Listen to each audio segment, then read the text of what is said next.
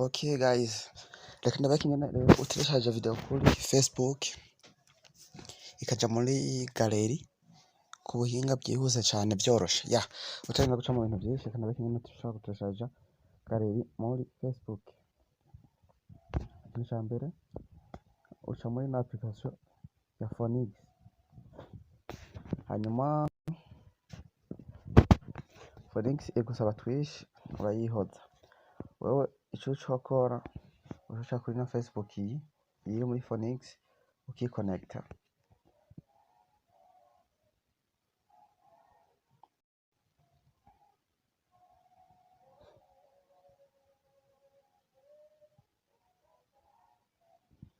Ushitsa ngaha ukiconnecta ugashiramo vyangombwa vyawe vya Facebook.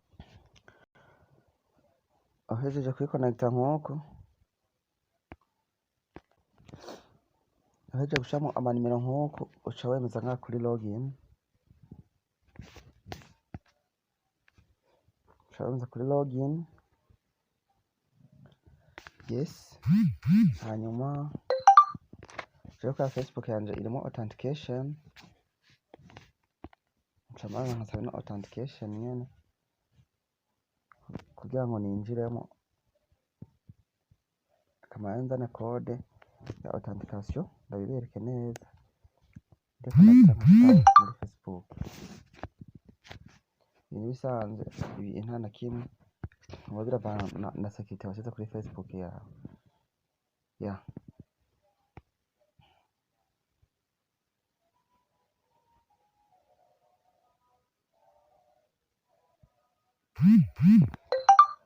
sawa. Aha rero ahejeje kwiconnecta, wowe rero ukeneye guturishaja video kuri Facebook swate uraza nka mu video ukaraba video ugomba guturishaja, ukaraba video ugomba guturishaja aho ngaha muri Facebook ya ukaraba nka video ugomba guturishaja. Dufata nk'akara ko ugomba guturishaja nk'iyi.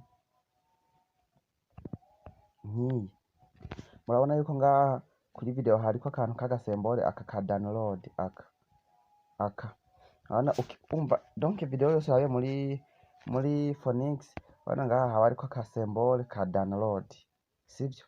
Akane kuza ugafyondako aho hose murabona ko hariko agasembore ka download ya my people, nuko biba bimeze. So nubwo yaba ari nka link wakopye birakunda, nk'ubu nk'akarorero turatara ko muri Facebook ushaka ukoresheje link, sindabiraba yuko ushaka gushare iyo link muri Facebook kandi ariko bikunda.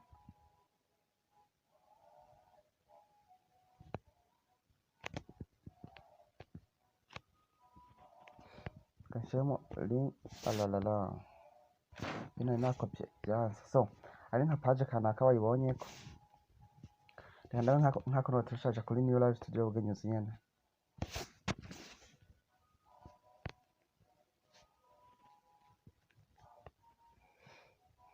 Nikonagitse kuri page yacu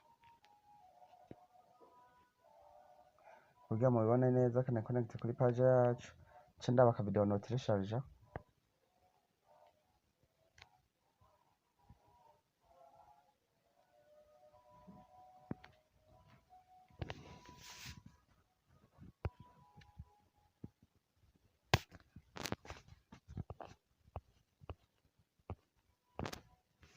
Yes my people, reka nishaje video nyene nari nateguye ko ariyo nsanzwe nza guturishaja muri hangana ndayishikiye nakanya gato, hanyuma ndabereka ingene bigenda.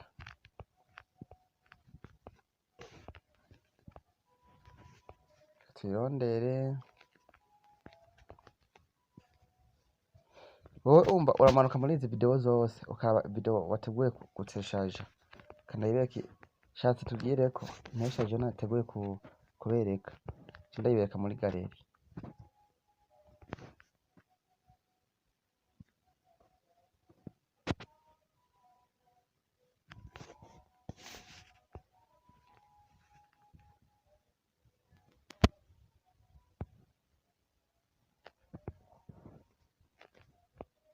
Yeah my people, reka tuturishaje iyi video iyi nyene iyi nubwo uramera nk'ugiye kuyugurura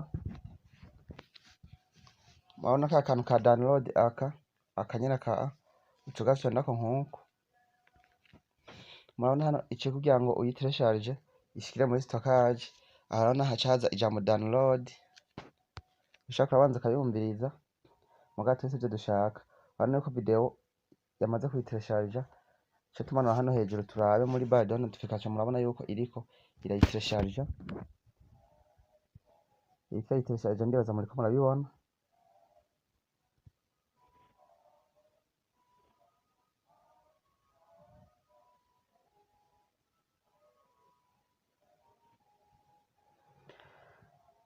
Yes my people, katuyitegereze iheze kuyiteresharija.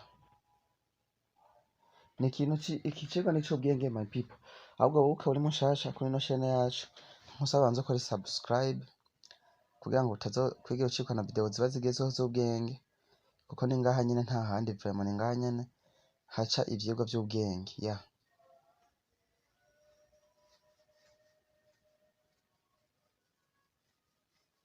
Kadutegereze ko iheza ino tereshargement,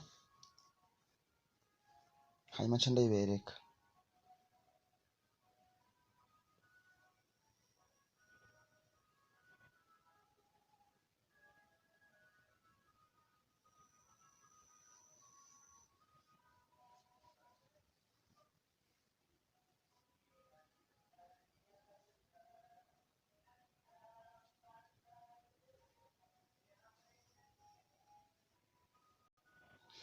Ya tereshargement yamaze kurangira, tereshargement yamaze kurangira. Ubu nubwo tuca tuvayo tuca tuyigira muri telefone.